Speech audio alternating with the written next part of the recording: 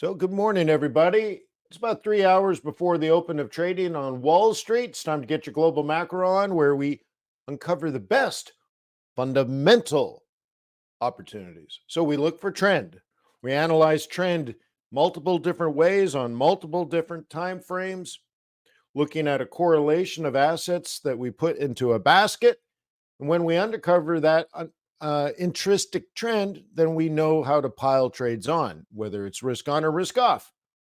Money going into the dollar, money going out of the dollar, money going into gold, money going out of the gold, so on and so forth. Cool. Right on. Great. Now it helps you see some clarity because there's so many things going on. Oh my God, the UK's in recession. What does it mean? Oh no, Japan's in recession. What does it mean? Oh, high CPI 0.3 in the United States. Like, should we freak out? No, no, actually, it's all good, in fact. And so we get through all the noise, we get through all the hype, we get through all the panic. And with access to all this data, there's very little surprise. I mean, you have all the data at your fingertips. So you don't need to listen to the experts on TV or even worse on YouTube. Instead, you just have access to the information yourself so you can make informed decisions. Right on. So we look at central banks, we look at hedge funds, we look at the flow of capital, long term, short term. And, right now, the biggest, most important screen, I think, that on QuantBox recently, like in the last 5 or 6 weeks, this one page on QuantBox says, hey, man, be careful. There's no underlying trend. You might see stuff moving, but there's no correlation, which means there's no trend, which means it's noise, it's risky. And if you're being sucked into the market, you're being lured by sirens into the rocky shores for certain death. Well, I don't know if it's that dramatic, but look, let me remind you that trading's risky, not appropriate for everyone. Your past performance, good or bad, not necessarily indicative of future results. Please stay small, stay humble, focus on the long term. Never risk money, cannot afford to lose. And hey, YouTubers, if I actually upload this video, just realize that you're getting this like 6 hours late if you watch it right as it launches. 6 hours late. Why don't you just pay the money? Why don't you just join us right now in the mornings? Start your day with logic and intelligence. Or just watch it late on YouTube. Okay. Oh, that coffee is so good. Thank you, minions. So look, that's yesterday's video, 214. So today, is it February 15th? Yeah, I guess so.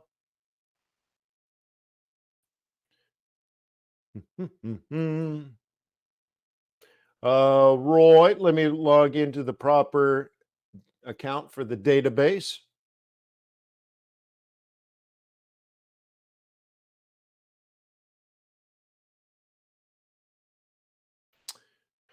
Okay, okay, okay, okay.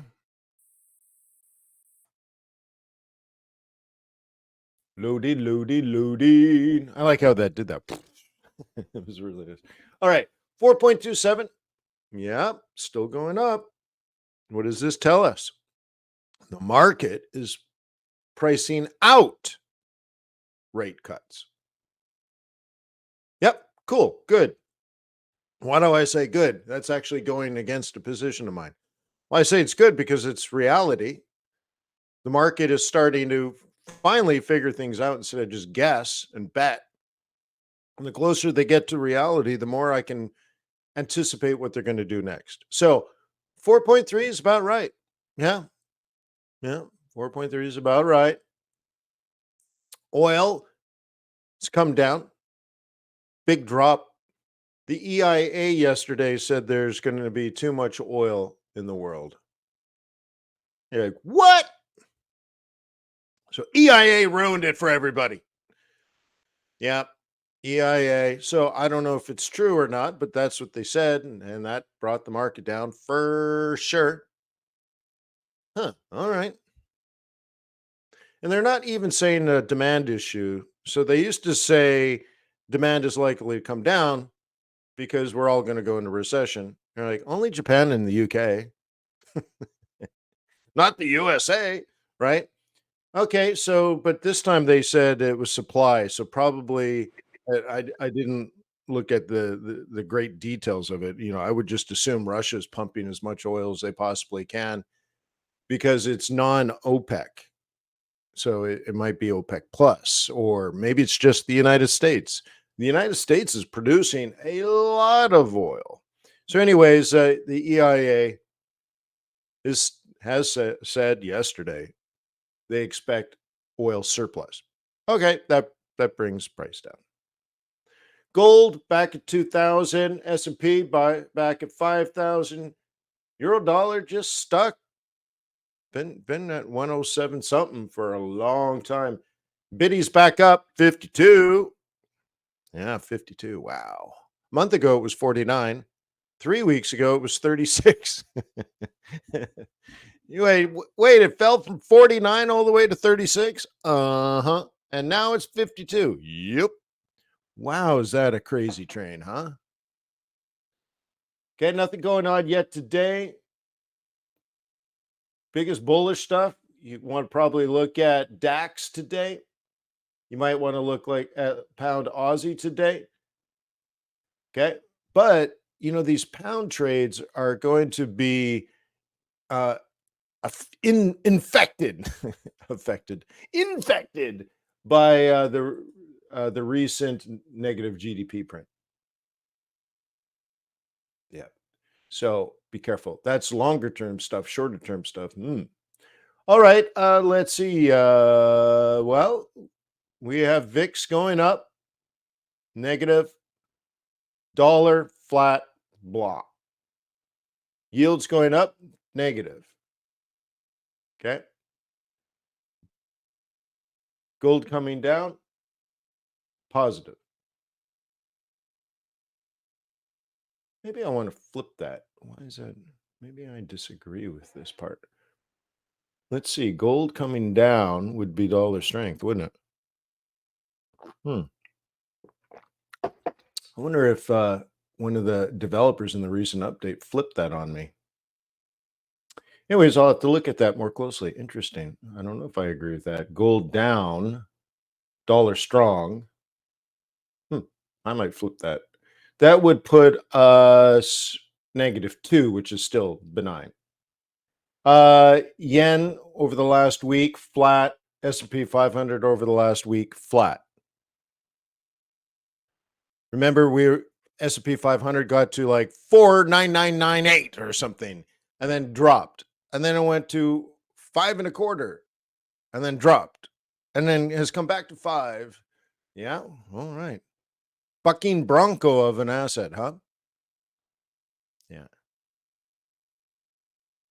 Did you see that hedge funds dumped Meta back in December, I guess it was?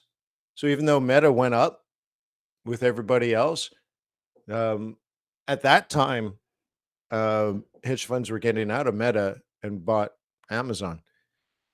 Interesting.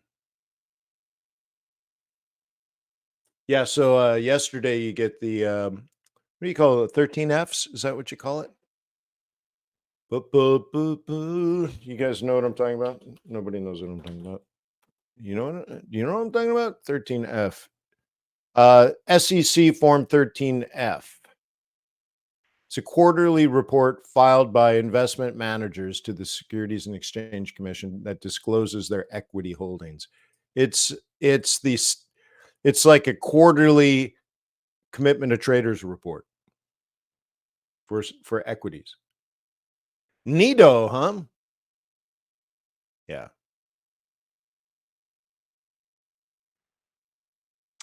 Neato. All right. So Bitcoin, a biggin. Let's get rid of that just to try to get some normality out of it. Japanese stock market doing quite good. And there's your DAX. So remember right on the dashboard when you log into QuantBox into the database, it says watch DAX. But remember, it didn't just do it because DAX is up now. Okay. You should see here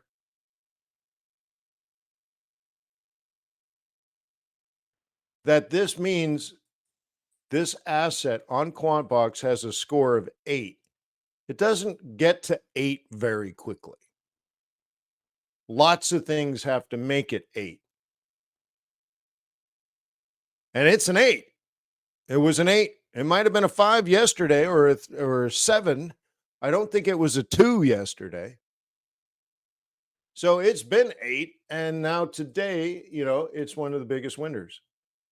Cool. Well, that's what's supposed to happen. Okay. NASI's a 5. Okay. Dow is a 3. Okay. This is good, gooder, goodest, going left to the right. Yes, that's how we say it at Harvard. Yeah. You park your car in Harvard Yard. Good, gooder, goodest. That's how they talk.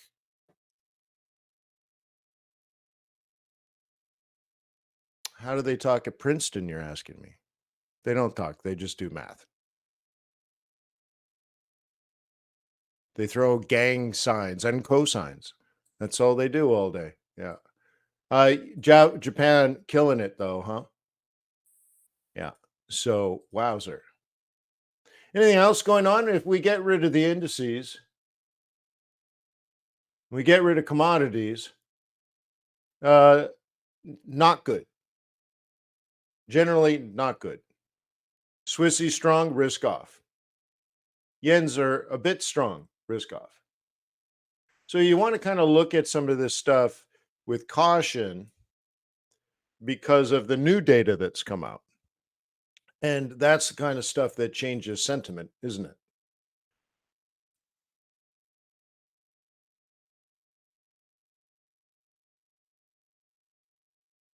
Okay.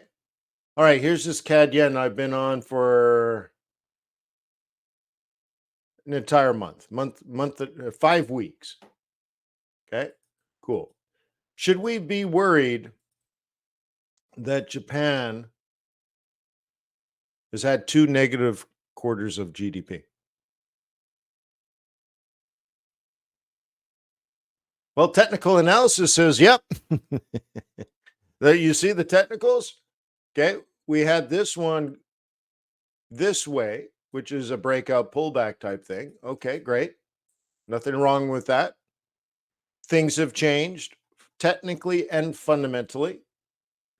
And on this hourly chart, maybe you don't use the hour, but it's suggesting at some point, even on the 4-hour and then daily, it'll roll over. Okay. That now you can engage as a bear on this time frame. On higher time frames, not yet. You'd be early. But that is no longer bullish because of that cross. Go out a little further and you can see what will probably happen on this time frame is down, hit the 55, up, and then around. It's not that it will happen, but if you're a bull and I'm long, well, I have to at least prepare for the likelihood of that happening. Will it happen? I don't know, but is it likely? It's a heck of a lot more likely now than it was a day or two ago. So I changed my bias pivots now to bearish. So now I'm in bearish mode, and it gives me the new sell zone, which means boom. Tomorrow's trade plan is sell a rip back to probably around 111. So let's say it drops to 1050, rallies up to 111, and you drop it like it's hot.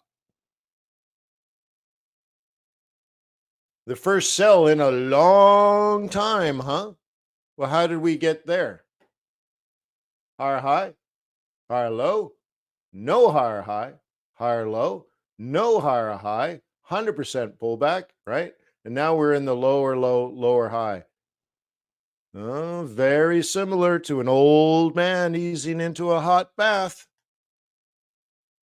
And then I like to ask, well, why is that occurring? Okay. Let's see if QuantBox has updated its data.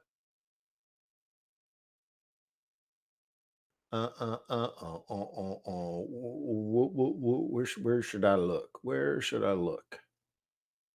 Let's just go here. Let's go USDN. Oh, look at that. I don't have USDN. Interesting. Is it just not on here? Interesting. I suppose all of you have noticed that, and I'm the first one to find out. You're like, I've been telling you. Shh. All right. So we didn't need a different yen. Is it? Yeah, it's just not there. Interesting. Well, let's take a look pound versus yen and see if it's updated yet. Because remember, we pull from databases, and so when the databases have to update, there we go. GDP in Japan -1. Okay, that has an update. Or this has been rounded. That's interesting. No, that's inflation. This is. Anyways, let's go here. GDP negative. Okay. GDP here negative. Now, negative, and this is saying it's up 0.7, but still a negative number. So that means the previous number was also negative. It was just more negative, right? 2 negative quarters in a row. Bloomberg is going to go crazy. CNBC is going to go nuts. 2.25. Recession, recession, recession. Okay. Same thing. Right? Things got worse in the UK. It went from negative -0.1 to now negative -0.3, 2 quarters in a row of negative GDP. Recession, recession, recession. Everyone's going to freak out. Like, really? Is it a surprise? One of my favorite things now during the week is our week on the street we do at Investor Boot Camp, where we actually read all these reports. And when you read the reports out of the UK, it's devastating how bad it is. So you're like, really? Only negative -0.3? Right? Amazing. So, anyways, I don't know if that means anything's actually changed, but wowzer. Okay. Wowzer. And it has a slight upward bias technically, but it's just nothing, no clarity of should you buy this asset or should you sell this asset? And probably you don't want to be on it at all. But anyway, so there's that new update. And so maybe this long persistent yen weakness changes to risk off, or, and more importantly than that, the central bank changes their tone. Will they change their tone in a way that makes it strong, or will they change the tone to make it weak? Well, not sure. Weaker is probably better for Japan. So we'll see. Even now, the federal government, if you will, I don't know if is Japan federalist? I don't think so. Anyways, the central government, we'll say, of Japan will now probably have to chime in because GDP for the government is usually a report card, right? Are your policies working? Are your leaders getting the job done? Well, they got less done than last time, and last time was an F. Huh? The economy is like a treadmill, but it shouldn't be going backwards. Okay. Do they even have backward? backward? I should invent that. Backward treadmills. Got it. It's mine. Trademark by McDonald.co. All right. All right. So, yeah, things have changed. I wonder, huh? Things have changed. I wonder. Okay. If I recall right, and I didn't draw the arrow, unfortunately, I think traders had this going up, and I wonder if things will change now. Fundamentally, remember when you only do technicals, you run into that problem. QuantBox tries to use a little technicals in its fundamental analysis. It tries at least a measure of trend through the analysis of and statistical analysis of a daily chart. It's not really technical analysis; it's statistical analysis. So, so anyways, QuantBox tries to incorporate technicals where the new service, um, traders.co, is just technicals. It doesn't know anything that GDP just changed. Really? All it knows is there a pattern and is it working out or is it failing? That's it. That's why I've always recommended you do both. Okay. And we're back here on the FIDI. Okay. This changed.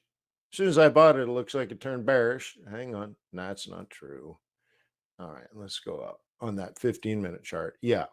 All right, so we're on the 4 hour 21. You can see yesterday, I guess it was actually the day before yesterday, I had a little day trade, little daily was the idea. Okay, now we're back on to the 21 and we're in a zone that I've highlighted. Okay, could it go up? Yeah, I don't like it as much, obviously. Okay. But the 4 hour 21 is support. So it's right. We should be calm and focused. If the 21 breaks, then we're likely to come down to the 55, but not where the 55 is now. You have to, because it's a moving target, you have to move it to the right and up.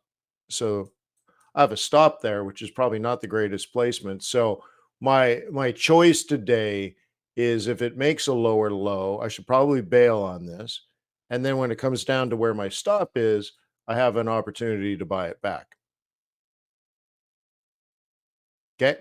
Now remember, things have changed in regards to the yen from when I made that decision. So I have permission to change my bias or my strategy here without saying like I wimped out or something. No, no, things have changed. The yen may no longer be weak.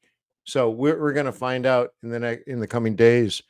I'm sure soon Japan's going to talk about their situation, maybe change some policies. I'd like for them to allow the yen to weaken further is their policy. That'd be great. Why would they do that? Well, because of this recession, they are no longer the third largest economy in the world. They're slipping. They know it. Once again, everyone knows it. So if they're an exporting nation, they need to make their products cheaper than China. Well, if you can't get cheaper material or labor, what do? You weaken the currency in which you sell your products. So you need, less yen if you're a foreigner. Well, actually, it's less currency to buy yen to buy your Toyota.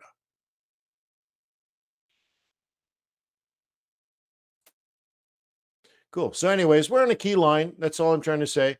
We're on a key line here. I should pay attention. This could fail. I could move this up. I think what I want to do is make a decision and not just move the stop. So, anyways, where are we on the daily? Yeah, that's the other thing, right? So now the future 21 is way out where that 55 was. So if I were to pull this forward, let me get the right color. Okay, I got to pull this to the right and to the up to predict the future. And we could have one of these.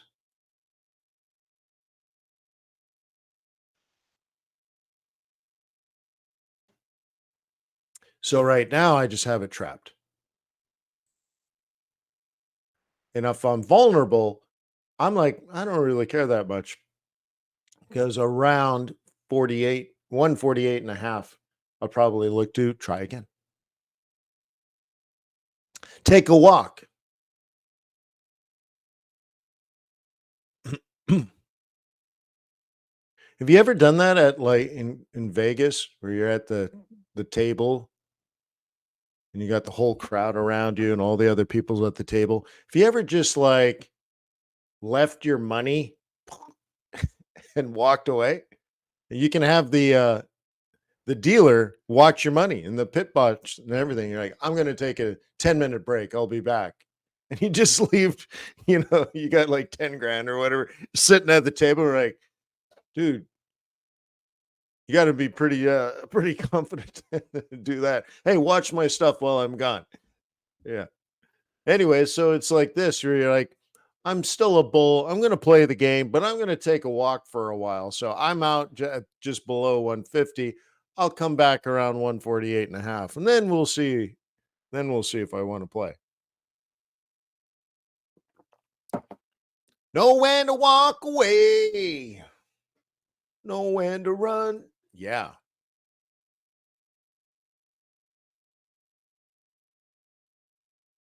That's a great song. I prefer A Boy Named Sue, though. That one's a pretty good one.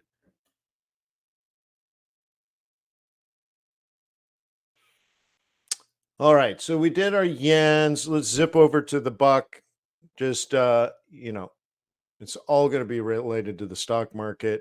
So this is still what I got going on here. I might have to reconsider. We still have some up in the stock market, which is very interesting. Pound, okay. Pound being punished after the news. That makes sense. But we are at the monthly target. So not a beautiful trend.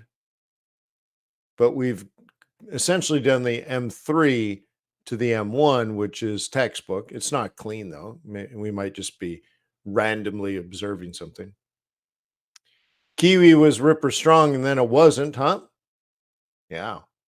Well, again, that's going to be the CPI. So your big question here is we responded to the big CPI report. Oh my God, it's 0.3, not 0.2. That changes everything. It's so funny, this whole trading gig, right? Like, really? That changes everything. Really? Yeah. Oh, I would not want to trade that way. But anyways, we have a double bottom here, and now you can see when you look at today's candle relative to yesterday's candle, you have permission to engage to the up if you wanted to look at it on this time frame. I don't think I can zoom in any closer. Okay. But the way I look at the market is here's yesterday's low, here's yesterday's high. Okay. So inside of that, you can have a breakout strategy, right? It's one way of playing it because you're allowed as a bull to buy after a double bottom, right? So now you're in this range. This seems like something that could develop, right? That's a day trade. But then you're like, ooh, but that could be kicking off this zone here for next week. And it could end up being a swing trade. Ooh, we should probably gather today and look at all these things and see if we can get day trades to roll into swing trades. Why don't we all do that? Well, then it's settled. If you're in the swing trading group or the day trading group, I'll see you at Investor Bootcamp at 4 p.m. to plan next week.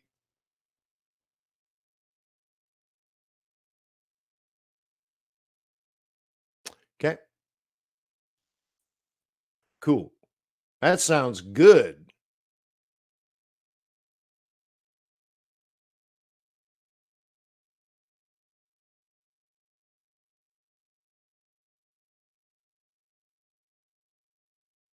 Mhm. Denise says Bezos is selling 2 billion. Yeah, that was planned though. That was planned. Um, I think so. Just in the last month and a half, I think he's closer somewhere between five or maybe it was even eight.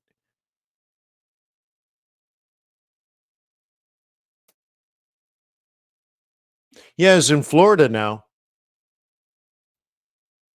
So no, but here's what happened. All right, let's talk about Bezos for a second. So he lived in Washington D.C. and I don't think they have state taxes, but they have capital gains taxes.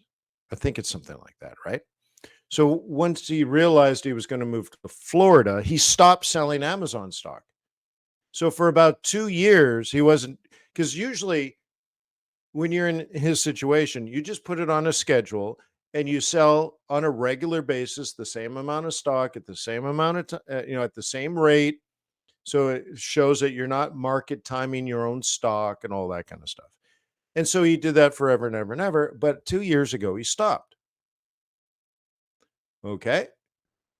And then he's like, you know what? I'm going to quit. I don't want to be CEO anymore. In fact, I want to like move to Florida. Okay. He's now moved to Florida and they have no capital gains tax in Florida. Turn the money machine on. He saved this year alone $600 million in taxes. Well, what an amazing coincidence. Yeah, what an amazing coincidence. So, what would you do with the $600 million? Well, he bought a $500 million boat. Well, Jim, it's not just the state tax, so it's the capital gains. So there's no state tax in Washington State either. I think that's correct. I'm not a tax guy though. I love paying taxes, but I'm pretty sure there's capital gains, but no state tax. So now we're just talking about capital gains. So, anyways, he saved 600 million. So he bought a $500 million boat and $100 million house. And they're like, wait, but that's exactly how much money you saved in taxes. Uh huh.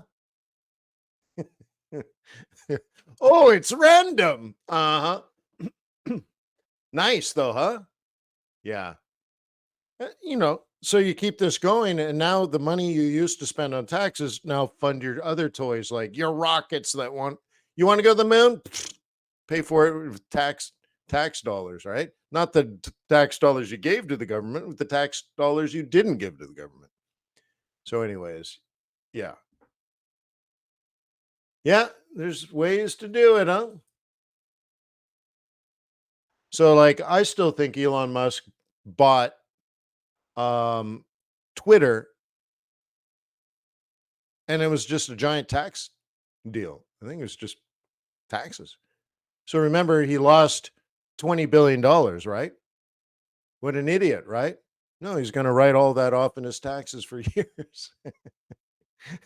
Right. So, anyways, he was going to pay it in taxes anyways.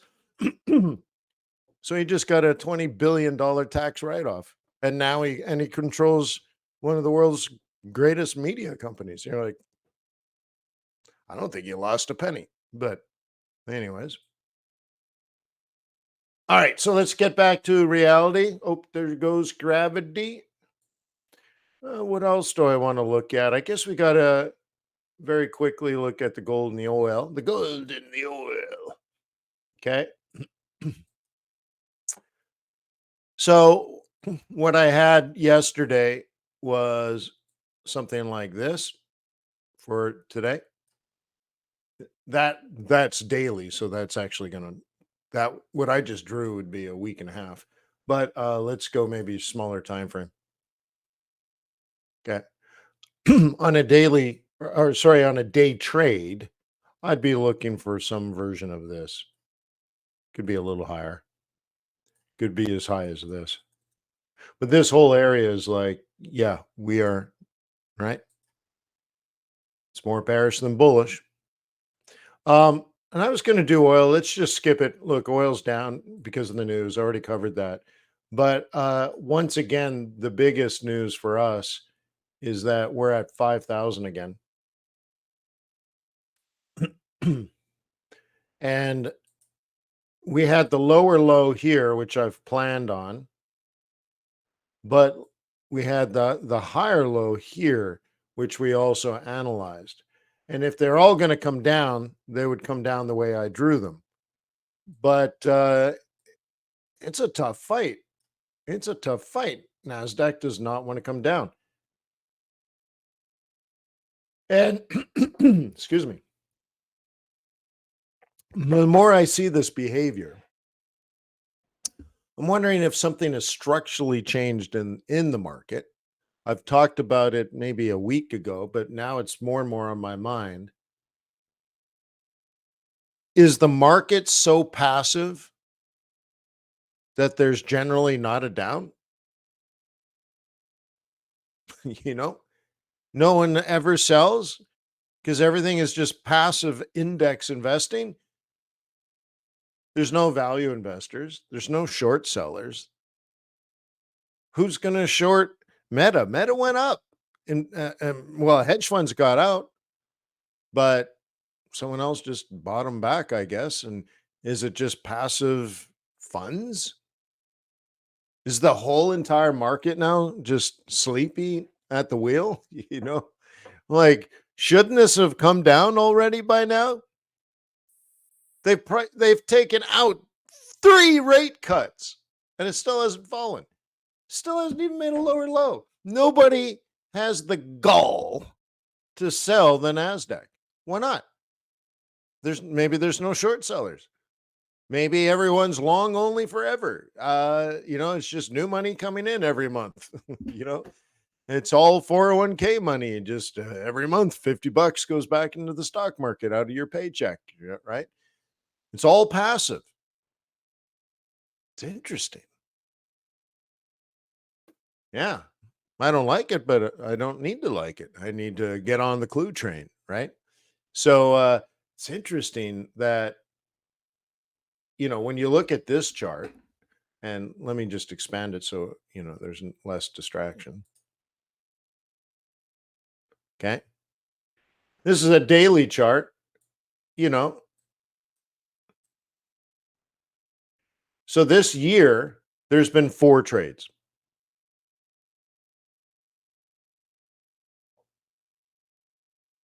That was the 4th trade. And now what? Oh, probably go up for a week and then down for a week, and then it'll go up for a week. Right? It's more than a week though, right? 1, 2, 3, 4, 5, 6, 7, but the 7 daily. So there's like, yeah, anyways, there's a pattern to this, isn't there?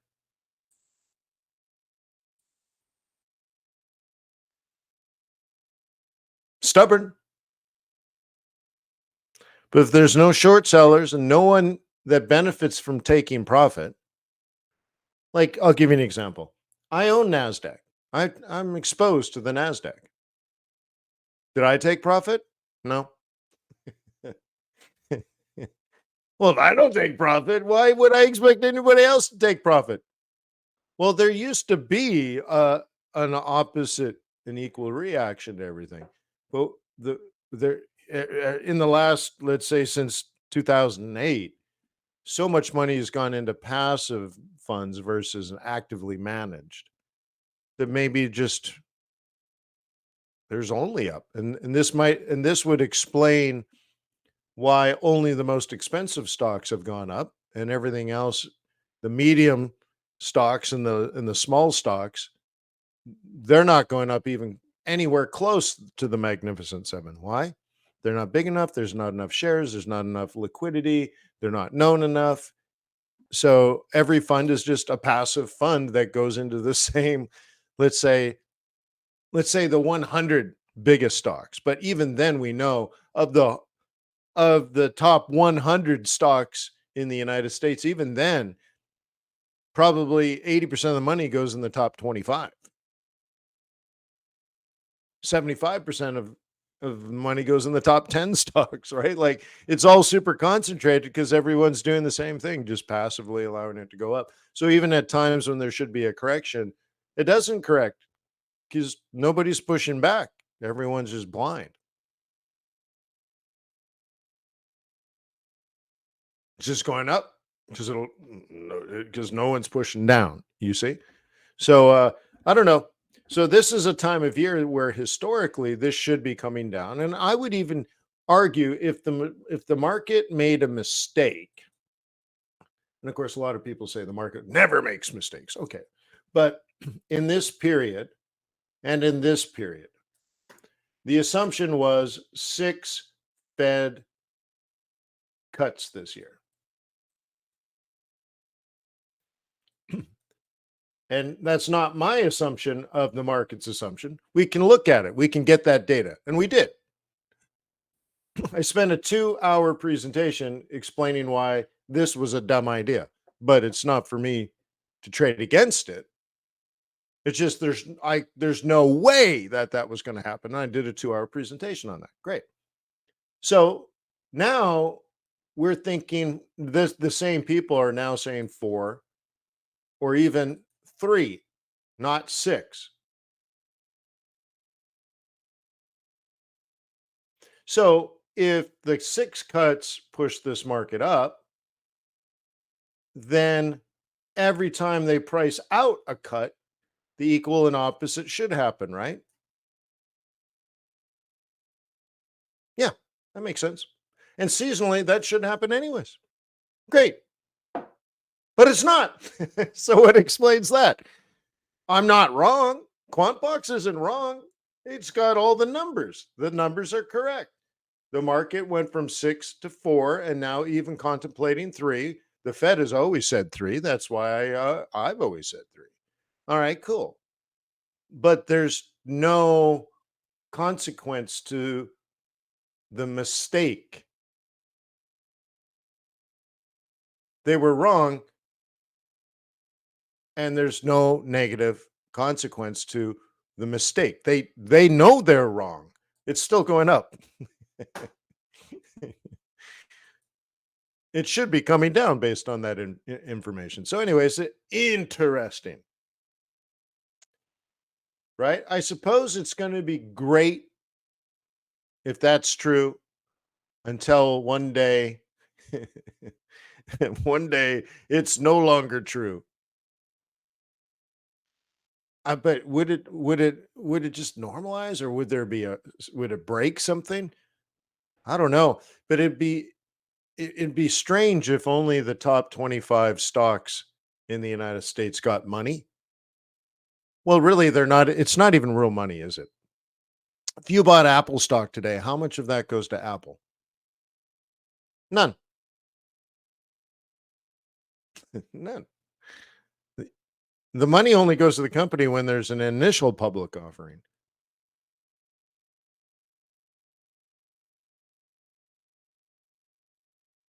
Okay. Well, Andrew, filter all that with fundamentals, huh?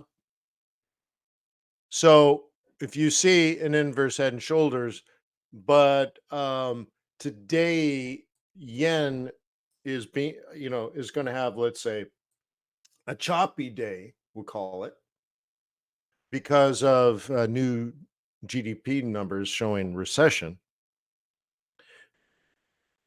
Just don't go blindly into that good night. Okay.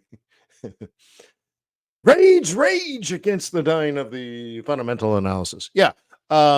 Yeah. So it's just a thing. Doesn't mean you want it. So make sure you start with the fundamentals. And this is where, you know, QuantBox is so amazing. It helps you get, a fundamental bias, and then you can do your technicals, and you want to try to line them up. So if one says down and the other one says up, I would lean on the fundamentals first and foremost. Remember in the QuantBox presentation that I gave, I always start with my fundamental bias before I even want to look at a chart. Oh, there's an inverse chart. Oh, I don't care. until I've made my fundamental bias. I don't care if there's an inverse, anything, a wedgie, who cares? Okay. Don't want the wedgie until I've made my fundamental decision first. And then I go and I'm like, oh, look at that. That pattern says up and I'm a bull. Sweet. Now I'm interested. Okay. So be careful. Okay. So technically, 80% success rate is 80% of the time in the past, that pattern on that pair has produced that result. Absolutely 100% true. How many times of the 80% that it worked in the past was it on a day when Japan technically went into recession? Well, you're like, never. Well, the 20% now is a much higher probability than the other times in the past. You see? So be careful. Combine them both, technical and fundamental. And look, in 2004, after doing my keynote presentation at the first Forex trading expo ever, I went to a panel discussion. I hid my speaker badge and I stood at the back of the room, and it was people arguing in front of the retail Forex trader crowd at the panel. They were arguing technical analysis or fundamental analysis. Which one works? And I was really confused by this because, again, I'm self-taught. I never met another. I never even seen another Forex trader, right? So this I was really curious. And then I raised my hand at the back because the crowd I thought was confused. Like, well, which one is it? So I raised my hand. I'm like, look, you're arguing this in front of retail Forex traders. Don't you think that this audience should have a healthy balance of both technical and fundamental analysis skills and incorporate those both into their decision making process? And the people with the mic just kind of froze. Really, the room went silent. People turned around for and then went back. And they're like, yeah. But anyways, technicals, everything's in the price. And they just went back to the show. Yeah. And so all I'm saying here, right, Andrew, is since day one, right? The earth was created and Forex was on the first day. Okay, cool. Since that day, I've always had the opinion that you should have both technicals and fundamentals. It's been my message from the first day of starting FX Bootcamp. Literally the first day. I'm sure I spent time doing that. So yeah, so here we are, same. Okay, you want to use fundamentals to override your technicals, but if your fundamentals and your technicals have congruency, okay, take the shot, manage the risk. All right, well, I got to go. I have lots of important supermodel responsibilities this morning, so I will see you later. What, Forex today? Oh yeah, see you about 40 minutes. Remember, put it on your calendar, day traders, swing traders, the 4 p.m. Yep, big. It's a big one. So I'll see you then. Peace on earth. May the pips be with you. May your profits be above average. Have a wonderful day. Cheers. Beep. Beep.